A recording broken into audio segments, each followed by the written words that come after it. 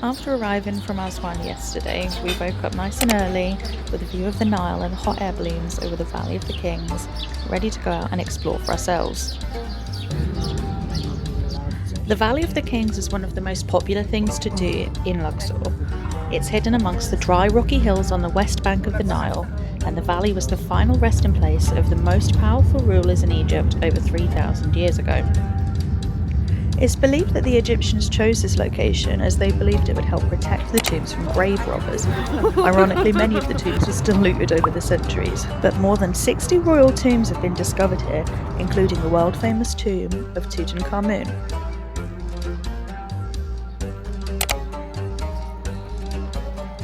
You have to buy a separate ticket to get into the tomb of Tutankhamun, but it's so worth it. It might be one of the smallest tombs in the complex, but you can't come here without going and seeing it. Thank you. Going down the stairs to the tomb was one of the most surreal feelings, because you grow up learning about this tomb, and it's here.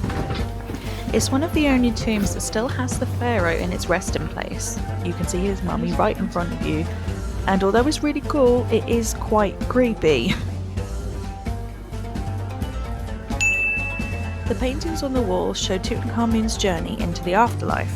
The colours remain so vivid, it's crazy to think that they were there so many years ago when they look like they could have been painted yesterday.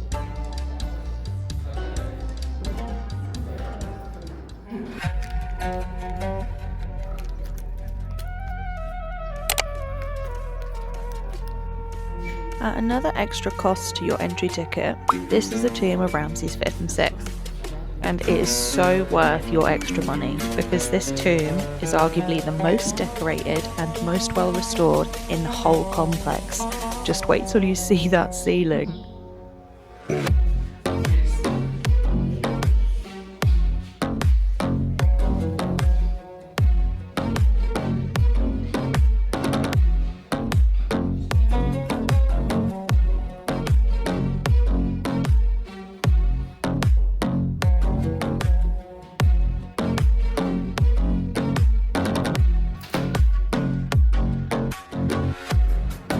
Do you think I got enough videos of the hieroglyphics in this one? I have never seen anything like this. It was literally like reading through a history textbook. They were so colourful and there was so many hieroglyphics over all of the walls, ceilings, everywhere. I should mention that we came here second, still in the early morning, and we pretty much had this tomb entirely to ourselves. Arguably the highlight of this tomb is the burial chamber at the bottom.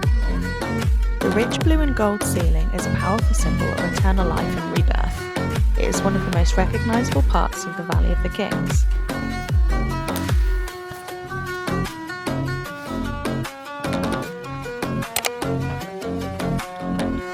Next up is the tomb of Maran-Ptah, and it is included in your entry price.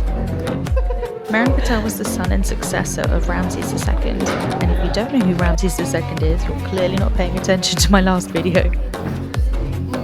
I'm not gonna lie, the climb down to this tomb, and even more the climb back up, was a slog. It's quite a deep one, and to be honest, there's not too much at the bottom.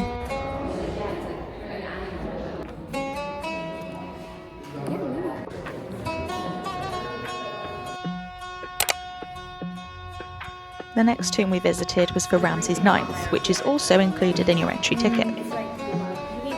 I really don't know why the lights are flickering on this one because it's no different to any other tombs, so I apologise for that. This tomb was actually really cool. The hieroglyphics are so well preserved. It is a good place for a photo. This tomb was the busiest one that we went to, so I do recommend going to this first. There are so many great spots for photos, but it does make it hard to walk through. There's lots of people down there.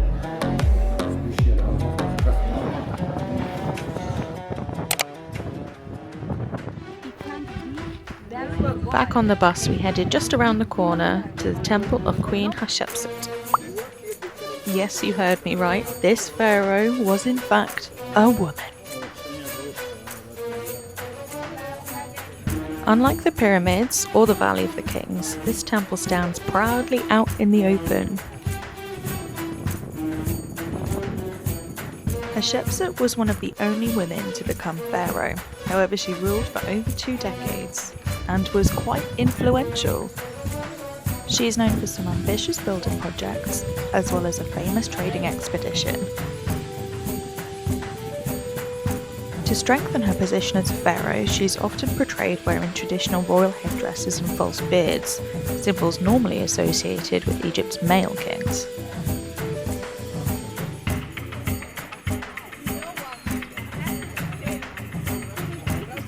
Parts of the temple were deliberately damaged after her death in an attempt to erase her legacy, but after years of restoration, I'd say it looks quite good, wouldn't you?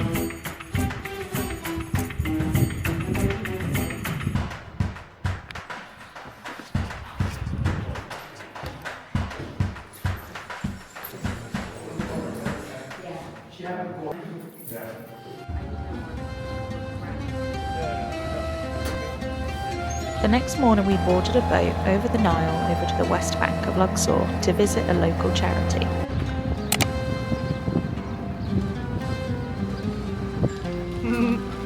The group took part in a local bike ride arranged by charity Funtasia, but I stayed and watched it from the comfort of the bus. Someone has got to be the supportive friend, right?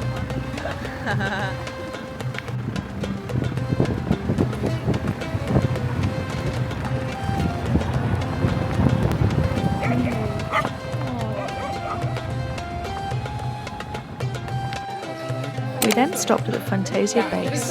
They are an organisation that focuses on developing life and social skills among young people. We got to have a chat with some of the young people and play some fun games. It was a really, really lovely experience.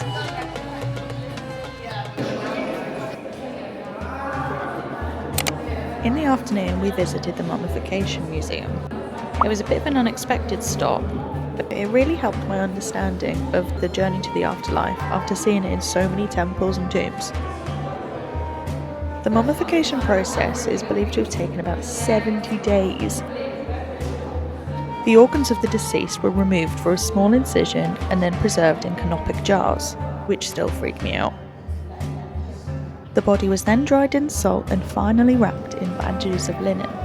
The family then received the body and placed it in a coffin ready for burial. See, I did learn something.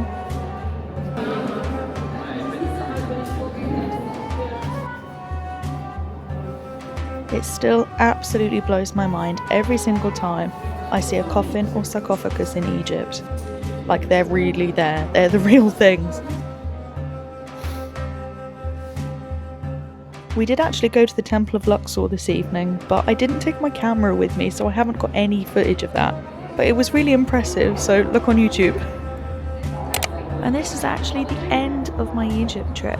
We got the train all the way back up to Cairo on one of the bumpiest journeys I've ever experienced in my life. I hope you've enjoyed these videos, and I'll see you on my next trip in China.